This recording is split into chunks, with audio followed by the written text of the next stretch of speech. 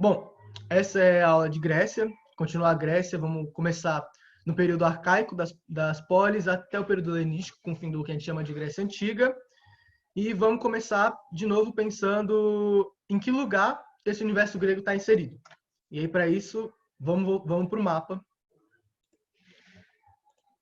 Cadê? Vamos para o mapa. Bom, aqui é o que a gente chama do Mediterrâneo. É importantíssimo para a gente pensar a importância desse pedaço. Deixa eu só mostrar meu... Cadê? Mouse. Aí. Vem meu mouse. Que aí ajuda muito. Beleza. Deixa eu arrastar para cá o chat para não perder ele. Beleza.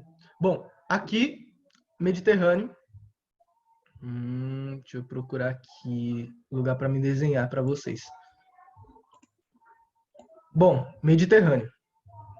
Esse pedacinho de água aqui, todinho, é o que a gente chama de mar Mediterrâneo, e ele é fundamental para a gente entender o que é esse mundo grego, o que é essa noção do que a Grécia Antiga de fato é. Por quê? A Grécia, o que a gente pensa sobre Grécia, ela faz parte desse pedacinho aqui. Então aqui... Cadê? Isso daqui é o que a gente chama de Grécia, essa Grécia Antiga. É a Grécia que a gente chama por hoje, mas o mundo grego de verdade, por excelência, que é o que a gente pensa, e eu comentei isso na última aula, ele compõe um espaço que vai daqui até mais ou menos... Deixa eu botar aqui. Mais ou menos tudo isso daqui. Então, o universo grego, o que a gente chama de Grécia Antiga, interage, na verdade, é com esse espaço todo, e não só isso daqui, que é a Grécia atual. Então, a gente pensar esse universo do Mediterrâneo, desse mar, e como ele influencia essas civilizações, é muito importante. Então, beleza. Por que ele é tão importante? Porque aqui você tem diversos povos convivendo. Então, por exemplo, aqui Mileto, do Tales, o Teorema de Tales, aqui é a cidade de Mileto, de onde ele vem. Não necessariamente ele vem daqui do continente europeu, da Grécia, por excelência. Alguns podem ter contato aqui no Egito. Então, esse mundo em conexão do mar é muito, muito importante para a gente pensar o que é essa Grécia Antiga. Ok. Na última aula eu tinha comentado, e aí vocês podem ver, essa aula também está no YouTube, sobre a formação das polis. Tinha começado a falar sobre formação de polis. E aqui hoje a gente vai entrar nessas polis, de fato, tratando especificamente das mais importantes, assim por dizer, que é Grécia e Atenas. Ou Atenas e Esparta, desculpa. Por que as duas são importantes? Bom, primeiro porque elas se destacaram em desenvolvimento e influência durante o período. Então, elas aparecem para a gente como lugares importantes para pensar sobre a construção que é a Grécia. Porque esse mundo grego, essa Grécia Antiga que a gente fala hoje, é, na verdade, uma construção, é uma ideia. Como assim? Eu vou pedir para vocês que vocês me digam o que vem na cabeça de vocês, aqui pelo chat mesmo, quando você pensa em Atenas. Então, por favor, digitem o que vocês pensam quando vem à mente Atenas na cabeça de vocês. Deusa, Sócrates, deusa... Vão indo. Todas as palavras que aparecerem. Conhecimento, ok. Democracia, guerra, legal. Guerra, conflito, aristocracia, assembleia, legal, legal. Sabedoria, Cavaleiro do Zodíaco, justo. Excelente, Cavaleiro do Zodíaco é maravilhoso. Bulé, legal, legal, tem coisa, bastante coisa aqui. Teatro, legal. E agora, quando vocês pensam em Esparta, o que vem à cabeça de vocês? 300, legal. Guerrilheiros. Vão falando. O que aparece na cabeça, por favor. Muita guerra. Guerra, guerra. Dórios, certo. Sacrifício. Disciplina, ok. Mais alguma coisa? Vamos ver se aparece alguma coisa diferente. Hierarquia, ok. Então, disso que vocês mandaram no chat, vocês conseguem perceber que em Atenas a gente tem uma ideia na nossa cabeça muito mais ligada à sabedoria, a conhecimento, a um universo mais igual e pacífico do que quando a gente pensa em Esparta? Que ideia que é transmitida para a gente na nossa cabeça, que a gente nem sabe às vezes muito por que está lá, mas que na nossa cabeça Atenas representa um conjunto de valores de sabedoria, enquanto Esparta representa um conjunto de valores exclusivamente de guerra, de disciplina, mais militarizado, a gente poderia dizer. Isso tem uma razão e é uma construção em volta dessas duas polis que por tanto tempo foram tratadas como se fossem dois polos diferentes que não se aproximavam, mas só se conflituavam. E que ou você era um ateniense sábio, que era um grande filósofo, ou era você era um espartano muito burro que só guerrilhava. E aí a ideia é a gente tentar trabalhar, encontrar nuances, tentar perceber que as coisas não são tão rígidas assim e que na verdade é um discurso que está sendo contado para a gente. E por que esse discurso? Bom, o vestibular ele assume esse discurso também. Atenas tem muito mais camadas de interpretação do que propriamente Esparta. Então a gente conhece os grandes filósofos atenienses, mas a gente não tem noção dos pensadores espartanos. Isso é uma forma de dizer para a gente uma importância. Porque, para o que a gente chama de Ocidente, para a sociedade contemporânea, pensar em Atenas como um berço desses valores de inteligência, de diálogo, de democracia, de vida em comunidade, é muito importante. Então, aqui estão as raízes desse pensamento de pensar em Atenas e Esparta, dentre tantas polis, o porquê elas são tão importantes para a gente.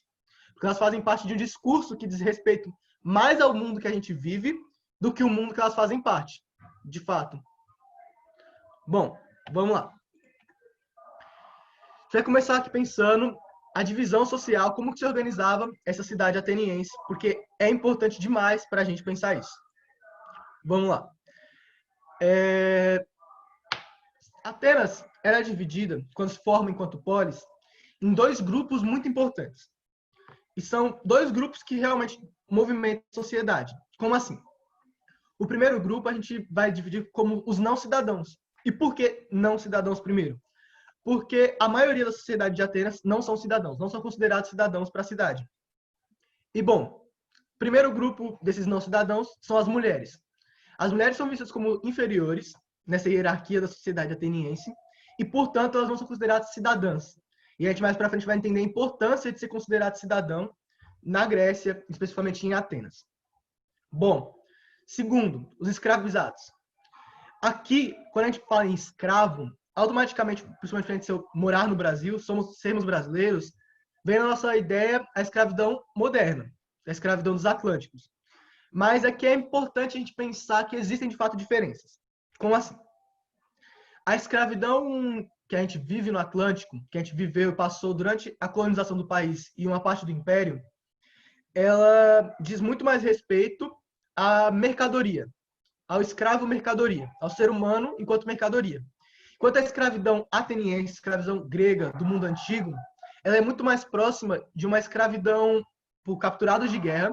Então você conquistava um determinado território e você retirava as pessoas daquele lugar para servir você em Atenas. Então aqui a gente já percebe que Atenas não é esse lugar de paz, desse universo só de intelectualidade, que a guerra só está restrita em Esparta, isso não é a verdade. Atenas sim fazia guerra e fazia guerra muito bem. E escravos por dívidas. Então você ficava devendo a alguém e você passava a servir aquela pessoa, você era escravo daquela pessoa. Essas são as principais características da escravidão antiga e que diferem um pouco dela da escravidão moderna. Outra questão é que a gente chama esse mundo ateniense. Olha, tem uma diferença que é bem marcada da escravidão grega para a escravidão egípcia, mas é uma boa pergunta, que é a questão da escravidão egípcia, os escravos eram do Estado. Então, o Estado do faraó era responsável pelos escravos, tinha os escravos. E no Egito não era uma parcela tão grande da população que era escravizada. Aqui em Atenas é uma grande parte. E, além disso, eram escravos privados. Então, uma pessoa tinha os escravos, não a polis de Atenas. Certo? Então, essa é uma diferença que vai diferenciar essas escravidões antigas. E, seguindo, a gente chama de Atenas de uma sociedade escravista, por quê? Exatamente, a maioria da sociedade era composta por escravos. Então, a maioria das pessoas que moravam na polis Atenas eram escravos. E dependia a polis da existência desses escravos para se manter economicamente, para produzir. quem de fato trabalhava para a manutenção da polis eram esses escravizados, eles eram fundamentais para manter essa economia. Bom, a segunda categoria são os não atenienses. A gente pode chamar eles também de metecos, mas o meteco está mais ligado ao comércio. Então, são pessoas que não nasceram em Atenas, então automaticamente elas não são e não podem ser cidadãos atenienses, que fazem comércio, produzem artesanatos para a cidade de Atenas e que não fazem parte dessa vida social. Bom, o outro grupo, e muito mais restrito mesmo, é o de cidadãos atenienses, os que fazem parte de fato da polis. Esses são homens, filhos de pais atenienses, nascidos na polis de Atenas, ou em territórios controlados por Atenas, mas em geral na polis, e que sejam maiores de idade, ou seja, acima de 18 anos. Só esse grupo, e que tenham posse de terra, também é importante para ter maior prestígio, só esse pequeno grupo é considerado cidadão em Atenas. Os outros são todos não cidadãos e vivem nas margens desse sistema da polis, da vivência da polis. Então, ainda que seja um espaço de diálogo, essa ideia de Atenas do diálogo, da filosofia, existia sim uma divisão social muito rígida. Existia uma hierarquia ali mantida. Diferente em alguns casos de Esparta, diferente. Mas existia também em Atenas essas gradações, essas formas diferentes de estar nessa sociedade.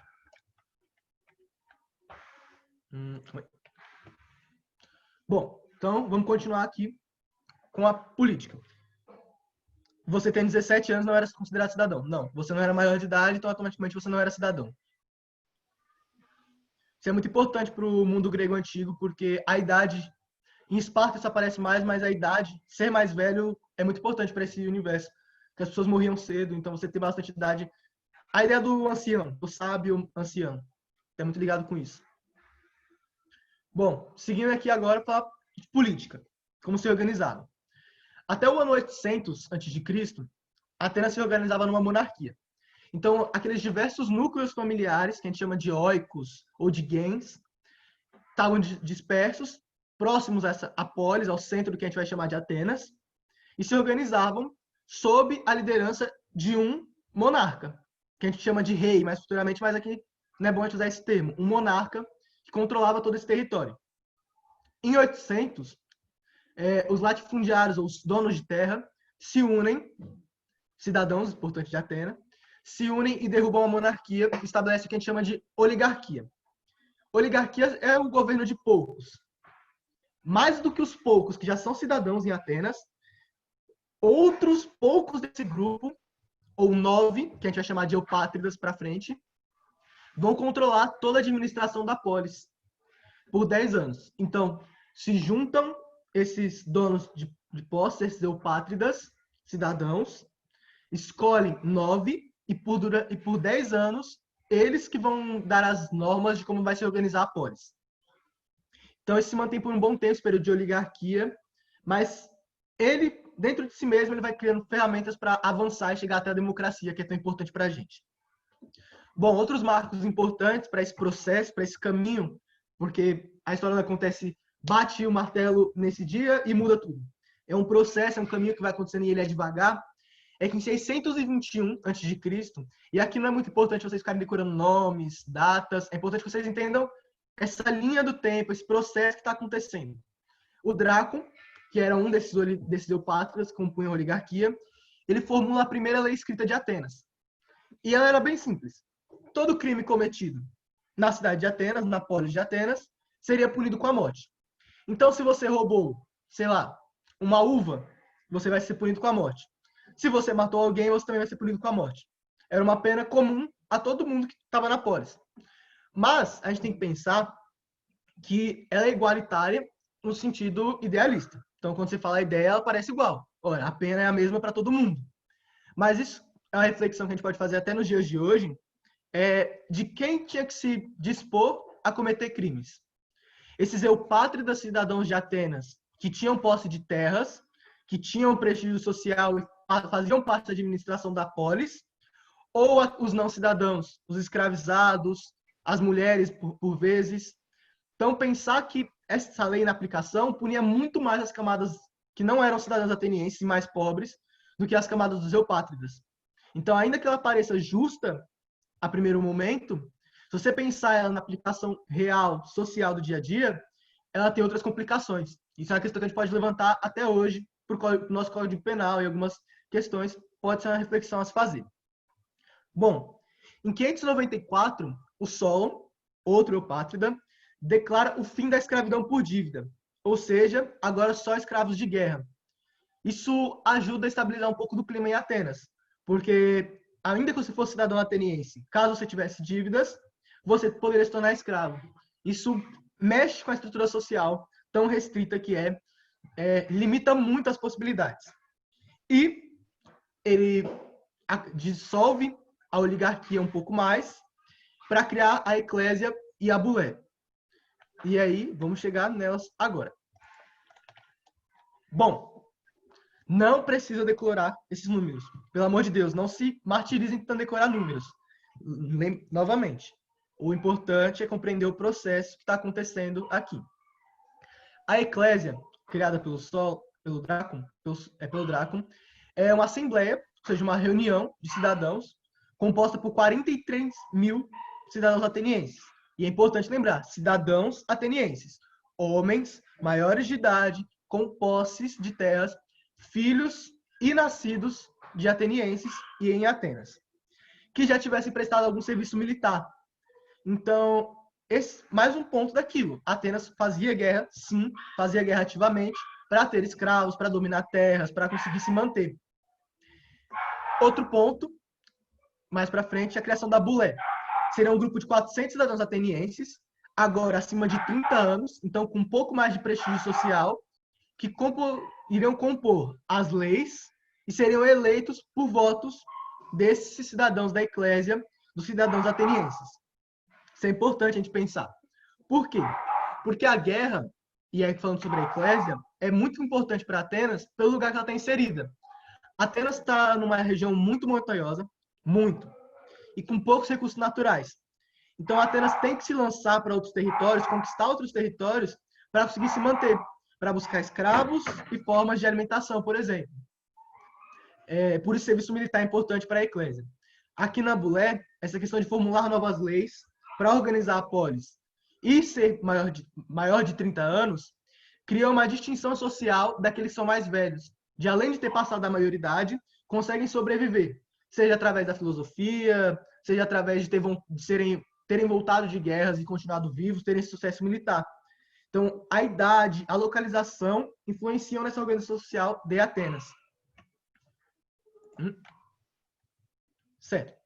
Bom, se mantém a bulé, se mantém. E em 507, Clístenes aumenta ela para 500 membros. E divide ela de uma maneira que Atenas fosse melhor organizada, assim por dizer. Todos se concentravam no centro de Atenas, na Acrópole, e não conseguiam nem sempre discutir todos os interesses de todos aqueles eupátridas, que ainda existem, donos de terras ainda existem. Ainda que a oligarquia esteja se diluindo, ficando um pouco mais rígida, eles existem e eles governam ainda. Isso é fato. Então ele aumenta em 500 e divide Atenas em 10 tribos. Cada tribo indica 50 representantes para compor esta bulé e também aumenta o tamanho da eclésia de 43 mil para 60 mil. Então aqui a gente começa a ver que cada vez mais aquela oligarquia vai perdendo essa força de ser 9 eupátridas que ditam as leis de Atenas. Aos poucos, mudança após mudança, mais cidadãos atenienses vão sendo incorporados na política. E são os primeiros passos do que a gente vai chamar de democracia mais para frente. Bom, vamos lá. Atenas aumenta seu número de participantes da bulé, da eclésia, não porque a gente quer ter mais gente para discutir, ouvir mais ideias. Muito por pressão de outros oligarcas que não faziam parte daquele universo todo da bulé, da eclésia, que não sentiam que interferiam na vida da polis, mesmo sendo cidadão e tendo posse, tendo influência. Então, a reivindicação deles para cada vez mais estar presente. E a democracia ateniense acontece nesse sentido. É uma conquista, é uma luta. E essa é a origem da palavra. O demos, que vem de povo, vem de gente, que a gente tanto conhece, e a cracia, o kratos, que é poder. Mas aqui em grego é importante a gente pensar que essa cracia, esse kratos, ele não é de um poder do povo vindo por conversação, vindo por permissão. Então os oligarcas se reúnem e falam: oh, ok, acho que não devemos mais dominar todos, agora vamos fazer com que todos os cidadãos atenienses tenham direito a colocar suas vontades. Não, é um poder de Kratos assim, ó. Sabe? Esse Kratos aqui, do jogo. Então, o nome dele não é à toa. É um poder conquistado, é um poder lutado, é um poder batalhado. Então, a ideia da democracia é, em si, um poder do povo que é lutado e batalhado e conquistado constantemente. Então, é um processo. Essa palavra poder tem suas gradações e explica o momento que estava sendo vivida. Bom, por que a gente chama de democracia, Atenas? Porque a gente pode dizer que todos os cidadãos atenienses participavam dela. Ora, mas só 5% das pessoas que viviam em Atenas eram cidadãs. Até que ponto isso é democrático? Se você pensa em democracia sendo um espaço onde todos os cidadãos podem colocar suas ideias e ocupar um cargo para a polis, Atenas é uma democracia plena. É uma democracia participativa, onde todos podem opinar. A gente vive hoje numa democracia direta. Então você vai lá, vota e a pessoa te representa. Ela é representativa. Aqui é uma democracia direta, então você vai até o lugar e você representa e você participa. Não é indireta e representativa, não tem voto e alguém te representa. Você representa você mesmo nas discussões. Isso é muito importante pelo espaço da ágora, que é aquele espaço de convivência pública, de debate, onde fomenta a filosofia ateniense. Então, existe um fundo de sociedade, de organização social, para manter o que é Atenas de fato. Então, a ágora com seus debates é importante, a vontade dos oligarcas de botar sua força, de fazer-se ser representados, é fundamental para que os cidadãos atenienses implantem a democracia, que a gente tanto fala até hoje, que é o sistema que a gente vive até hoje, inspirado muito. E é por isso que o discurso de Atenas democrata aparece, porque é daqui que a gente busca a base da organização da sociedade que a gente vive hoje. Diferente? Muito diferente. A nossa noção de cidadão é muito mais extensa do que a ateniense. Mas há um discurso de que Atenas é o berço da nossa democracia, da igualdade, e a gente consegue ver que, bom, esse discurso, na verdade, tem uma ideologia por trás, tem um motivo por trás de existir, não era o que realmente acontecia. Exclui, na verdade, 95% daquela sociedade. Bom, agora a gente vai partir para Esparta. E aí, quando eu falo que esse discurso existe, é porque até no vestibular ele está presente. Atenas é muito mais trabalhada, eu já disse isso, do que Esparta. Esparta é muito restrita a questões duras, diretas, que diminuem essa sociedade e os debates dessa sociedade.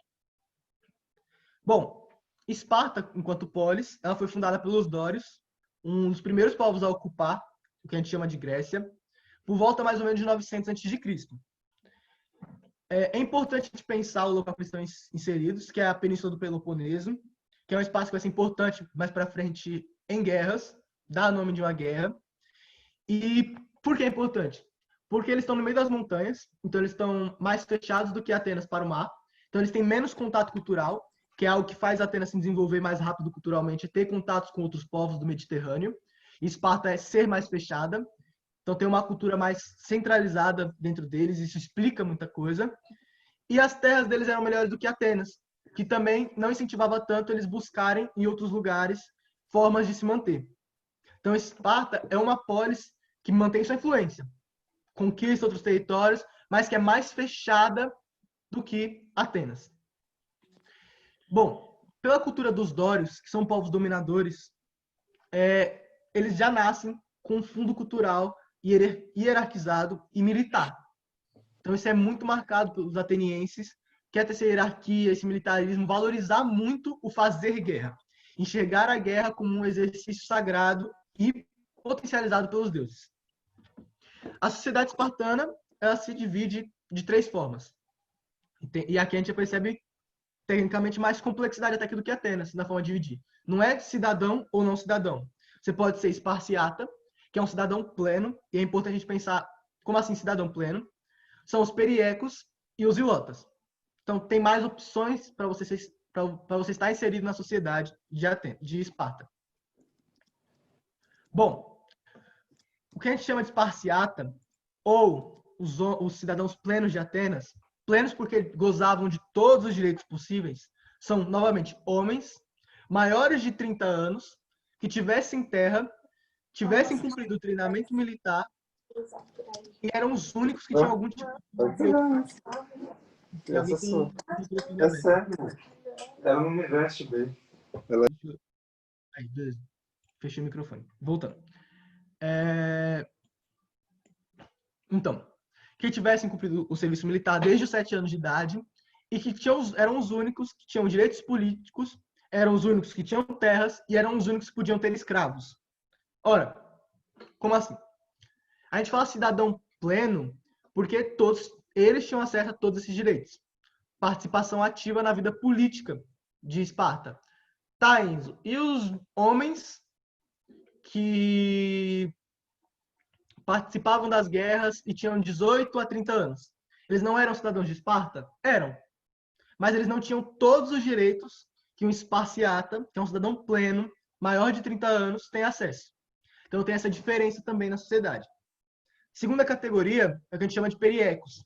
Eram trabalhadores, cidadãos, pequenos comerciantes, agricultores, artesãos, que viviam em torno de Esparta, mas que não tinham direito político. Eles faziam parte da sociedade política, e aqui parece um pouco com Atenas, mas que não tinham direito algum, viviam à margem daquela polis. Interagiam com a polis, mas não tinham direito nela. E a última categoria são os ilotas, que são remanescentes daqueles povos conquistados pelos dórias, que ainda estão na sociedade espartana, que são descendentes deles, mas que são diferenciados como se fosse uma nova etnia. Então, aqui a gente já consegue perceber que Esparta tem diferentes formas de sociedades. Tem etnias diferentes que interagem ali dentro, não têm direitos, mas estão interagindo. A gente tem formas diferentes de ser cidadão. Você pode ser um cidadão ou um cidadão pleno, e se tornar esparciata acima dos seus 30 anos. E você pode ser um perieco que vive ali aos entornos. Além disso, é uma sociedade também escravista. Então, existem escravos, e aqui os escravos de guerra são muito presentes, por esse caráter de mais militarização espartana. E a participação feminina, elas também não são consideradas cidadãs, mas elas têm uma importância um pouco maior simbolicamente em Esparta do que em Atenas. Enquanto elas eram inferiorizadas totalmente em Atenas, em Esparta havia um pouco mais de promoção da existência da mulher enquanto vivência, não no sentido positivo, necessariamente, se a gente for pensar com os nossos termos de hoje. Mas a mulher era vista como um ser sagrado que dava reprodução de novos corpos para o serviço militar. Então existia uma valorização da existência da mulher. Não significa que a mulher tinha excelentes condições de vida, eram valorizadas em todos os setores, era cidadã. Não era. Mas aqui é uma valorização simbólica da função da mulher para a sociedade. Bom, acima desses esparciatas, Esparta também tem outras divisões. Então, a sociedade, se for falar em divisão social, em organização social, bem mais complexa do que Atenas. Abaixo dos 30 anos também eram cidadãos, mas não cidadãos plenos. Não tinham todos os direitos possíveis e não podiam participar da vida política de Esparta. Então, eles eram cidadãos, mas não cidadãos plenos. Quando fizesse 30 anos ou mais e cumprisse toda aquela outra série de requisitos, se tornavam cidadãos plenos. Mas acima de 18 e abaixo de 30 também eram cidadãos, mas não tinham acesso a todas as esferas do poder espartano. Bom, Esparta também se organiza de uma forma diferente, se mantém próximo ao começo de Atenas, que era uma monarquia, mas Esparta é uma diarquia. Mona, de 1, de 2. Então Esparta tinha 2 reis. É estranho pensar, mas era a forma que eles se organizavam. Os dois tinham funções semelhantes. eram sacerdotes, então tinham contato direto com a religião, com contato com os deuses, eram o maior corpo do legislativo, então eles formulavam o que era lei ou não era lei, e comandavam o exército. Se alternavam no poder conforme as necessidades de estar em um local ou outro, mas eram dois, e os dois tinham que necessariamente, na maioria das vezes, entrar em acordo, tomarem decisões em conjunto, ou na ausência de um, tomar pelo outro. Abaixo dos reis são os éforos, a gente pode chamar como se fossem conselheiros próximos. Então eles estavam ali, são 5 anciãos, então são homens bem mais velhos, que são responsáveis por dar conselhos aos 2 reis, fiscalizar se as leis estão sendo cumpridas, ver se o Estado espartano está cumprindo as decisões dos reis. Então parece um pouco o nosso poder executivo de hoje em dia. É que essa pergunta é interessante, porque o que a gente entende de idoso hoje são cidadãos muito mais velhos. A gente pode pensar em idosos acima de 60 anos. Existiam, de fato, cidadãos de 60 anos. E são considerados anciãos. Mas não é a ideia de idoso que a gente pensa hoje. Eles pensavam em ancião mesmo. É que idoso traz ideias para a gente de uma categoria e ancião traz de outra. Mas sim, idosos eram considerados anciãos. Se a gente for pensar com a cabeça de hoje. E sim, pessoas chegavam nessa idade. Era raro, mas chegavam sim. Apesar das guerras, das doenças, chegavam a essa idade. E é essa próxima categoria que é a Gerúsia. São 28 anciões, ou seja, homens com mais de 60 anos. Então eles se mantinham por muito tempo, tinha uma pouca rotatividade, mas existiam conselheiros anciões com mais de 60 anos que tinham cumprido seu serviço militar, sim, em Esparta, ainda que raros existiam. E eles eram responsáveis por elaborar as leis, porque eles tinham mais sabedoria. E ainda que os 2 reis fossem esse juiz supremo, existiam leis formuladas, de fato. E, abaixo de toda essa estrutura, a gente tem a Ápela, que era uma assembleia desses cidadãos atenienses, desses espartanos, acima de 30 anos, aqui cidadãos plenos, a gente tem que lembrar isso, e eles eram responsáveis por ratificar, ou seja, fazer cumprir, aprovar as decisões que eram tomadas pelos anciãos na Jerusalém. Então, a gente pensa em Atenas muito hierarquizada, e de fato há uma hierarquia, a gente consegue ver essa coluna de hierarquia formada, mas que isso não significa que as ordens eram tomadas sem contato com ninguém, e que só Atenas discutia o que era trabalhado. Existe mais restrição do que Atenas, de fato, que é a democracia ateniense. Nem todos os cidadãos participam de todas as esferas. Você, por ter mais de 30 anos, você não pode participar da Jerusalém porque você não tem 60 anos. Isso é óbvio. Mas as ideias eram debatidas. Existia a Ápila, existia essa assembleia dos cidadãos espartanos que debatiam as leis, que consolidavam ou reprovavam as leis que eram tomadas. Então, Esparta também tem esse lado de discussão. Não é só Atenas que provém isso e Atenas é especial por isso. Desculpa. Então, por que Atenas e Esparta? Primeiro, porque são as polis que mais se destacam. Elas são as mais importantes para a gente pensar nesse mundo grego. Elas têm as mais influências. Elas são as que a gente tem mais registros para tentar contar como foram essas sociedades, reelaborar esse passado. Segundo, porque elas rivalizavam influência. Então, Atenas tentava influenciar uma região mais próxima ali da Ática, e Esparta estava influenciar uma região ali mais próxima desse Peloponeso. Então, isso é muito importante, porque as 2 polis que se destacaram foram importantes para definir as bases desse universo que a gente chama de universo grego. Sobre a geografia, é importante a gente pensar. Atenas, por estar mais próximo dos mares, por ter terras piores, comerciava através dos mares, usava mais da marinha, da embarcação, estava mais móvel no Mediterrâneo. E é por isso que talvez a cultura ateniense tenha se espalhado mais e criado esse discurso mais forte sobre Atenas. Enquanto Esparta, por ter terras melhores, estar mais concentrado entre as montanhas, ficava mais restrita, mantinha um comércio mais local, uma agricultura mais local, fazia guerra mais localmente do que Atenas, que dominava os mares. Bom, e mais para frente, como a gente vai tratar daqui a pouquinho, essa rivalidade vai gerar a Guerra do Peloponeso, que vai, de fato, ser um conflito militar entre Atenas e Esparta. Certo? Dúvidas até agora? Para a gente passar para a próxima parte.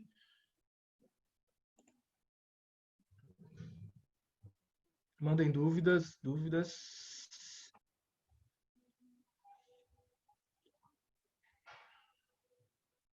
Dúvidas. 1, 2, 3. Eu vou pegar um copo d'água e aí eu já volto. Enquanto isso, mandem dúvidas. Aí quando eu voltar eu respondo, a gente já começa a segunda parte, beleza?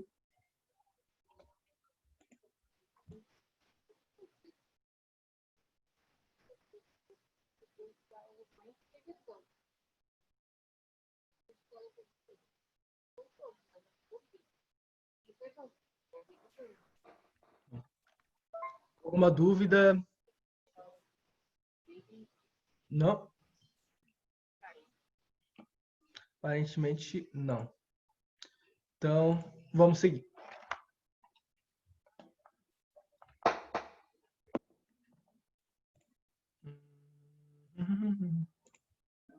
Então, vamos lá. Voltamos aqui para o Mediterrâneo. Atenas está por aqui, ó. Isso daqui... calma que eu tenho que mostrar meu...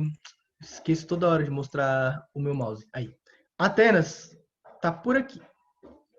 Esparta, por aqui. Se a gente ver próximo, a gente consegue ver o relevo um pouco diferente, mais montanhoso. Aqui, em Esparta. Enquanto Atenas, ainda que seja montanhoso, mais próximo do mar, mais próximo para as saídas aqui das ilhas do Egeu, que vai dar contato com o mundo mediterrâneo todinho.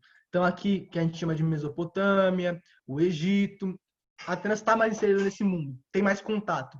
Tem a Maria mais desenvolvida por sua geografia, pelo local que ela está por origem. Atenas se desenvolve aqui e vai estar aqui a origem de diversas formas de organização social de Atenas e de Esparta também, que está mais afastada.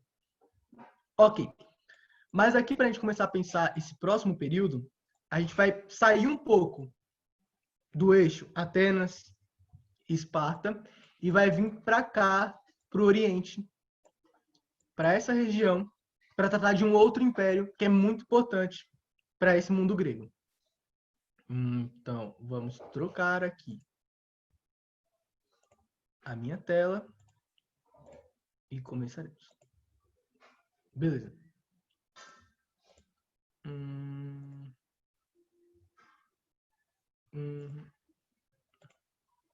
Bom,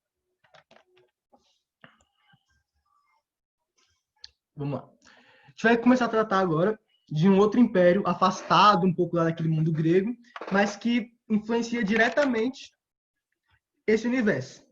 E esse império é o Império Persa, o Império dos Medos, das Terras Médias. Bom, o Império Persa se desenvolve entre 550 a.C. até 330 a.C. E aqui não precisa lembrar a data exatamente, é importante lembrar contexto, ter uma noção de quando, mas a data assim cravada não é o que vai fazer você entender ou deixar de entender. Bom, ele é fundado e desenvolvido por Ciro, o Grande. E aqui é importante que esse início, essa data do Ciro, é marcada quando eles dominam os povos medos, aqui das Terras Médias. É fundamental para eles essa dominação, para que eles comecem a expandir esse novo império que está nascendo, no que a gente chama hoje de Oriente Médio. Aqui compõe uma terra de um pedacinho do Irã, do atual Irã, que a gente conhece. Bom, seu centro político está aqui concentrado em Passárgada, aqui em Persépolis, um pouco mais embaixo, e ele vai se expandir, chegando aqui quase na Índia, na China, subindo até aqui a ponta na Turquia, e aqui um espaço, aqui em Sardes, onde antes era território grego. E daqui vai começar a interação já com esse mundo de Atenas e de Esparta. Isso é muito importante para a gente pensar, é um império gigantesco. Então vamos lá. Como se organizava politicamente o Império Persa? Era uma monarquia teocrática, então a religião e o Estado se misturam. Então o imperador é ao mesmo tempo o maior sacerdote possível, ele que orienta e organiza a religião. Então é um Estado unido de religião, não se afastam. As decisões do Estado compartilham das decisões religiosas e as decisões religiosas compartilham das decisões do Estado. Outra característica desse império, e que fez ele se desenvolver tão grandemente, foi uma política implementada, começada por Ciro, e que depois como eu posso dizer, seus sucessores continuam e mantêm, que é a tolerância com religião e cultura de outros povos. Como assim? Normalmente, quando se domina uma nova região, o que acontecia? Toda aquela cultura era destruída, era apagada, sumia, acabou. Os persas tinham o costume de manter as culturas. Então, você poderia organizar a sua vida da forma que você organizava antes. Você poderia cultuar os deuses que você cultuava antes. A única condição é que você preste serviço militar. Então, isso aumenta o número o poderio do exército persa a números gigantescos e pagasse impostos para o Estado persa. Cumpriu essas condições, você fazia parte do império após dominado e poderia manter sua religião e sua cultura normalmente. Então, isso cria uma maleabilidade, é mais fácil do que uma dominação rígida. Então, você vive das formas que você vive, e aí do nada chega um novo povo, conquista você, conquista seu território, e você tem que assumir uma nova cultura, uma nova identidade, uma nova religião. Para os persas, isso não funcionava. Então, você era dominado, e agora você vai viver sobre suas leis, sobre sua forma de organização social, desde que pague imposto para mim e cumpra serviço militar. Isso é muito importante para eles. Bom, isso, se Atenas se desenvolve muito bem, estando nos mares, tendo contato com outros povos, os persas se desenvolvem dentro do próprio império. Então, é um império que é diverso em si mesmo. Nos territórios do Império Persa, há essa diversidade cultural gigantesca. Isso vai ajudar eles a se desenvolverem enquanto sociedade. Bom, para controlar tudo isso, para arrecadar esses impostos, para recrutar para o serviço militar, eles se dividiam como se fossem o que a gente chama hoje de distrito, de estado, de município. Mas, para eles, eram as satrapias, que são províncias do império. Então, regiões do império, unidades de administração, em que havia um governante ligado diretamente ao Estado persa, que organizava aquela região conquistada. E para que essas satrapias se comunicassem, eles construíram longas estradas. Então, haviam estradas que conectavam toda a extensão aqui calma. Que conectavam toda a extensão do Império. Então, vinham desde a ponta aqui de Sardes, passavam por Persépolis, vinham até aqui na Segdiânia, iam longe, longe. Era muito importante a existência dessas estradas para conectar todos os polos de administração do Império. Bom, calma aí, vamos lá, deixa eu organizar aqui direitinho. Aí, beleza. Bom, mas como era a cultura propriamente desses povos? Como que eles se organizavam enquanto Império Persa, não de povos dominados? Bom, eles estão num planalto que é muito fértil, que é pouco fértil, desculpa, eu fui pensar em outra coisa, que é pouco fértil. Isso faz que eles tenham que se expandir. Então, a origem desse império está na necessidade de terras. E vocês percebem que o fator terra é sempre mencionado porque são povos que dependem dela para sobreviver. Então, eles constantemente vão em busca de terras melhores fertilizadas, que ofereçam mais possibilidades de alimentação e de manutenção. Então, ter terra fértil ou não é uma condição de sucesso de sociedade. Então, a sociedade se desenvolve sem ser terra até o momento que as terras não sustentam mais ela e ela acaba, ou ela se expande criando esses grandes impérios. Por isso, é muito famoso para os persas o artesanato, a questão do tapete persa, que é presente até hoje nas nossas consciências. Assim, a gente pensa nos tapetes persas até hoje, são um marco para a gente. E do comércio. Então, eles iam numa ponta do império, retiravam, por exemplo, vinho, azeite e levavam para outra ponta que não tinha isso. Esse comércio feito dentro do império, através dessas estradas que conectava as culturas e mantinha a economia girando.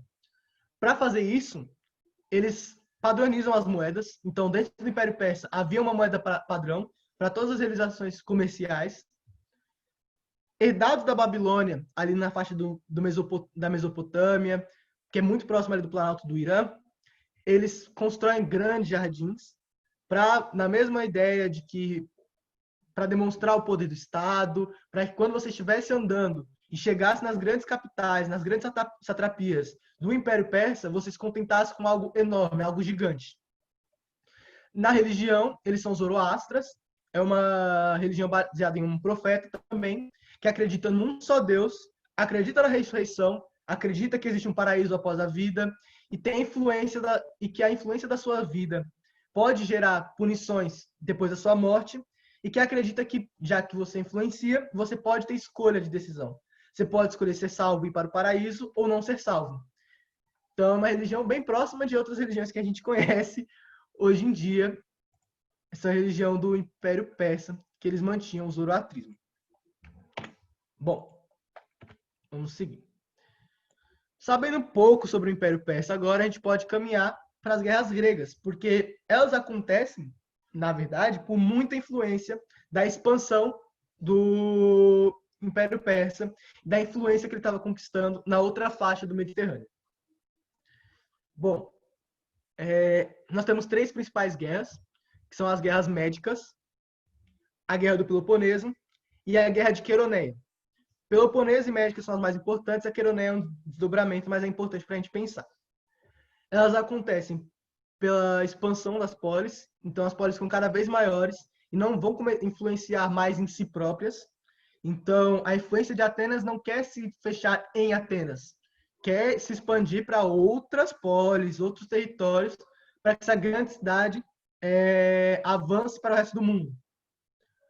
Esparta, a mesma ideia.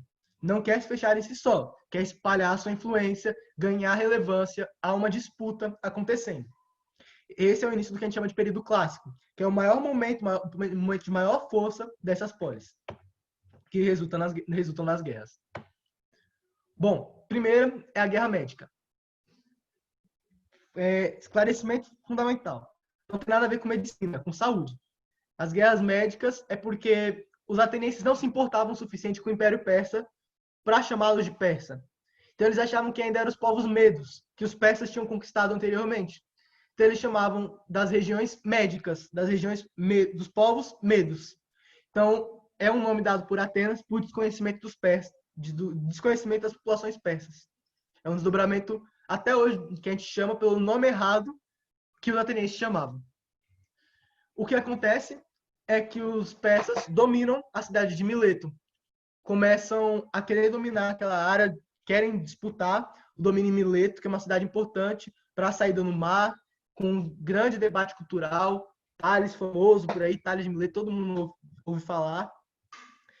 E aí os persas são expulsos da cidade de Mileto, depois reconquistam e, como moeda de troca, como vingança, eles começam a atacar Esparta e Atenas, tentando destruir esses outros 2 impérios formados por essas 2 polis, que estavam ali no Mar Egeu, na Grécia, para aumentar a influência agora do Império Persa contra elas.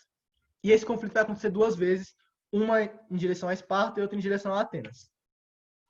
Em 490, um porto de Atenas é atacado por 600 barcos persas.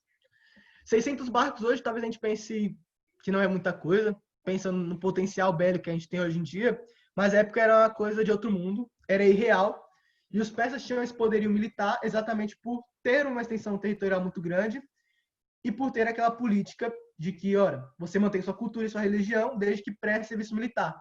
Então, havia um grupo de diversos povos que compunham o exército persa.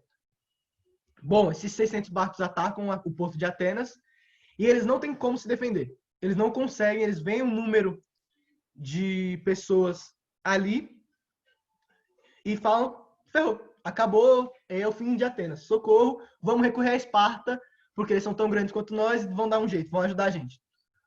Bom, o que acontece é que os espartanos não ajudam eles. Os espartanos falam, muito longe, muito rolê, não vai rolar não.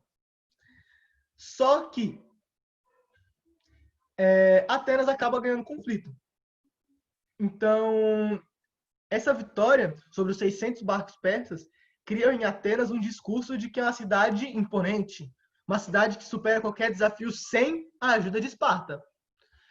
Os espartanos estavam despreparados, não tinham capacidade de chegar até Atenas para ajudar eles, então Atenas, ainda despreparada, sem possibilidade de lutar contra os 600 barcos, ganha, por querer seu poder e a estrutura bélica, o poderio da polis de Atenas. E essa batalha a gente chama de Batalha de Maratona. Por quê?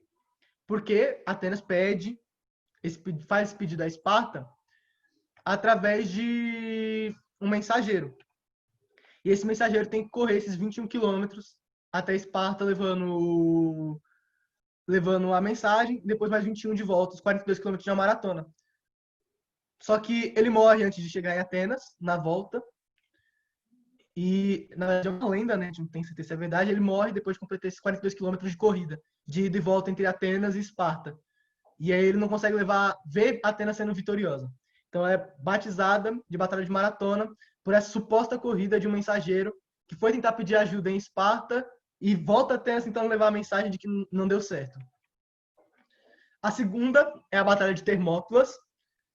Não deu certo os persas atacarem Esparta, Atenas, desculpa, eles vão atacar Esparta. Dessa vez, 300 mil persas, esse era o poderio, 3 mil persas, atacam 7 mil espartanos. Então a gente vê uma diferença de 30 mil para 7 mil. É uma diferença absurda, gigantesca. Não tinha comparação. Nos 2 primeiros dias, Esparta está organizada, está melhor orientada no seu território e consegue vencer por conhecer o terreno, por conhecer o lugar que eles estão lutando. Mas um informante, a gente não sabe agora se espartano. Não, o nome médica é da orientação dos povos, que eram os povos medos, o povo das terras médicas. E por isso foi chamado esse nome de guerra médica. Não tem nada a ver com doença nem com medicina. Voltando. Nos primeiros dias a Esparta consegue, por conhecer o território, mas a gente não sabe se um informante, se alguém caguetou os espartanos, se algum persa estava infiltrado e conhecia o território. O que se sabe é que eles foram informados de outro caminho para Esparta. E aí eles dão a volta e cercam o exército espartano, né, num desfiladeiro. Bom, em 480 também acontece a Batalha de Salamina e os persas são derrotados pelos atenienses. Ora, como assim? O que acontece é que os espartanos fazem uma resistência a esses persas quando são fechados, tentam segurar os persas, o avanço dos persas, e os atenienses agora vão ajudar os espartanos, vão ajudar a derrotar os persas de Esparta, mais uma vez lutando nos mares, que era um grande trunfo ateniense. Bom, aqui o nome falando sobre o nome de maratona, e aí na rota de Termópilas, que vem a história do filme 300. Porque quando eles são fechados, nesse desfiladeiro, são deixados 300 espartanos para lutar contra os persas, para segurar o avanço dos persas em território grego. São deixados esses 300 que lutam e vencem a guerra por algum tempo e depois são derrotados, mas que pela bravura de lutar contra um exército ainda maior, esses 300 ficam imortalizados e são um símbolo do poder espartano, do militarismo espartano. Bom, vencem os avanços do Império Persa e aí Atenas sai gigantesca. Atenas vence a primeira batalha contra os persas, sozinha, com um poderio menor de exército, e a autoestima está lá em cima. Ajuda a conter o segundo avanço contra os espartanos. A autoestima vai mais em cima ainda. Então agora eles têm poder e retórica, argumento para expandir a influência deles e começar a cobrar impostos, se tornar cada vez mais um império de fato na Grécia, que a gente chama de Liga de Delos. São polis que agora vivem sobre pagamento de impostos a Atenas, sobre a influência e organização social de Atenas. A princípio, Esparta fazia parte, mas depois não dá. Não rola, tem que voltar a disputar a influência. São duas polis grandes demais e que vão disputar a influência dos povos. Afasta-se de Delos e cria a Liga do Peloponeso para disputar com a Liga de Atenas. Então, mais uma vez, é por isso que a gente pensa sempre em Atenas e em Esparta, como rivais, sem nunca procurar camadas entre elas, porque elas tentavam rivalizar. Não que elas fossem totalmente diferentes, mas elas rivalizavam em influência, em interesses, em organização. Começa a guerra entre essas duas ligas e depois de 27 anos de guerra, Esparta vence. Porque tinha uma organização militar melhor, uma guerra muito longa, Atenas não consegue dar conta de manter essa guerra por tanto tempo, e Esparta é vitoriosa. Mas sabe aquela vitória que é mais uma derrota? Porque agora Esparta tinha perdido muita coisa com a guerra, uma guerra muito longa dessa destrói qualquer lugar, e Atenas tinha sido derrotada. Então, os dois polos de influência desse mundo grego estão extremamente fragilizados. Estão totalmente enfraquecidos. Aí vai dar início a um novo período, que a gente chama de período helenístico. Bom, o que marca esse período? A Grécia enfraquecida após a guerra é dominada pelos macedônios. Os macedônios eram um povo que vivia ali próximo do que a gente chama de mundo grego e que aproveitam desse espaço da fragilização para dominar aquelas culturas. Helenístico por quê? Porque mistura elementos da cultura oriental, dos persas, dos egípcios e da cultura da Hélade, dos helenos. Então a gente chama de período helenísticos. E por que essa cultura se mantém? Porque os macedônios, eles admiravam demais a cultura grega.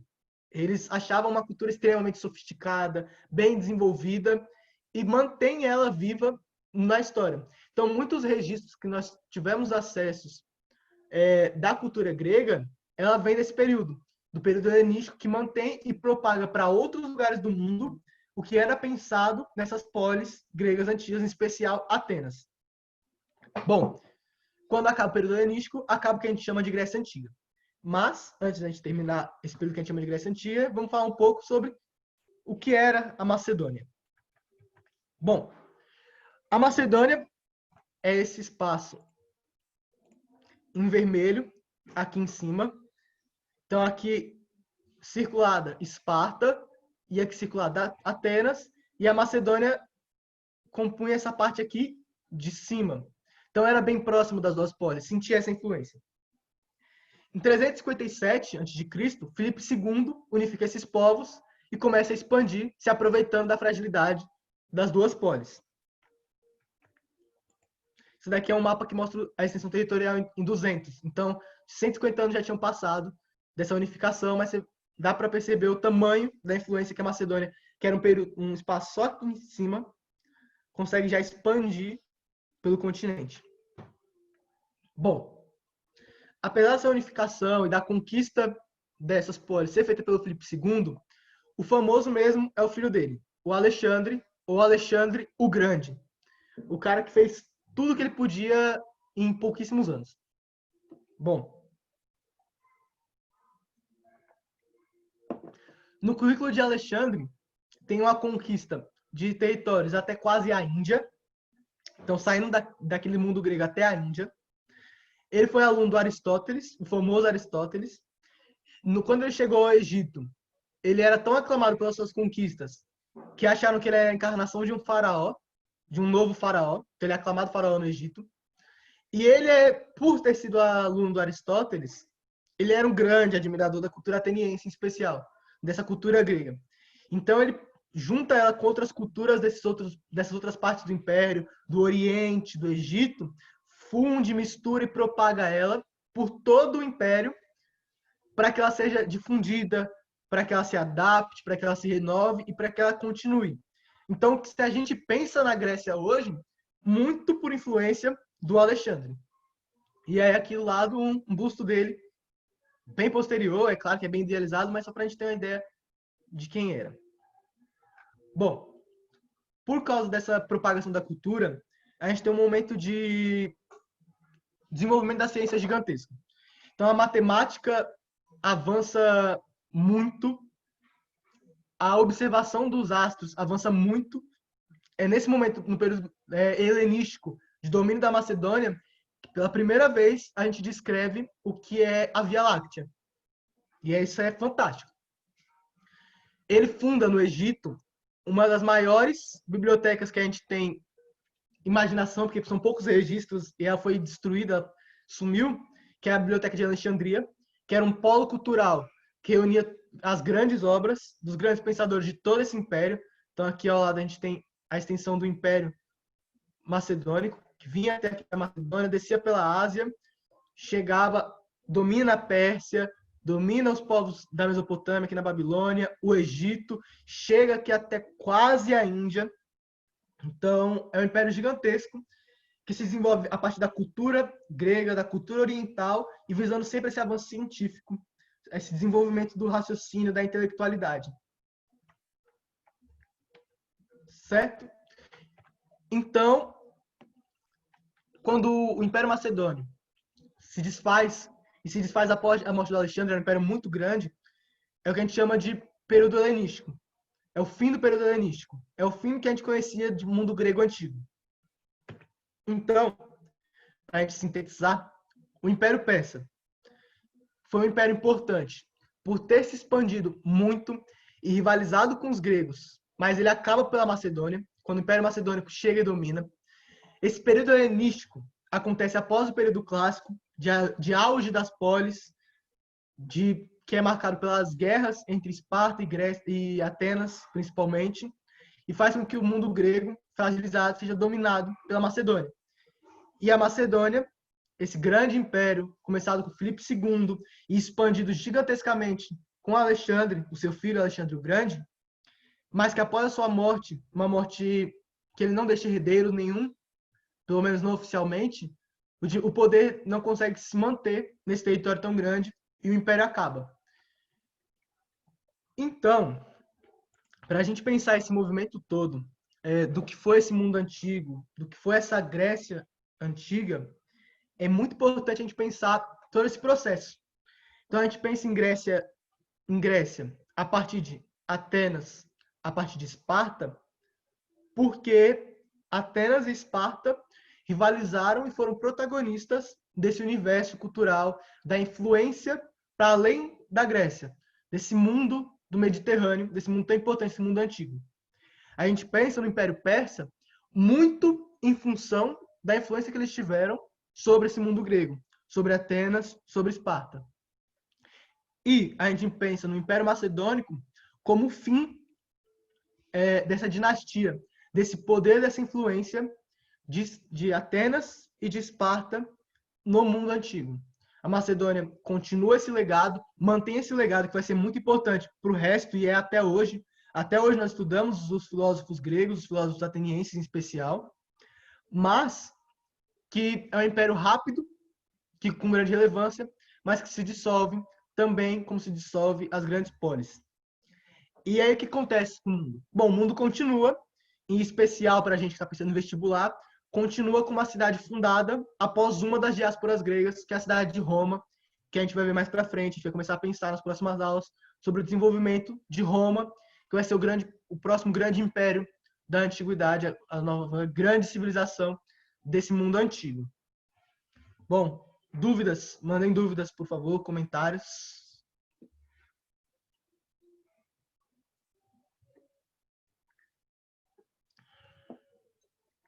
Dúvidas? Sem dúvidas. Bom, vou esperar. Qualquer coisa certo. Então, se não tem mais dúvidas, eu agradeço todos vocês que estiveram aqui. Muito obrigado. Se esquentem que está frio. Relaxem, estudem. Não se cobrem mais do que vocês devem se cobrar. Acreditem muito no potencial de vocês. Mantenham o sonho vivo, o sonho de cada um de vocês. Então, muito obrigado. Uma boa tarde, uma boa noite, um bom dia para quem for ver isso depois. É isso que eu tinha para passar para vocês hoje. Obrigado, tchau, tchau.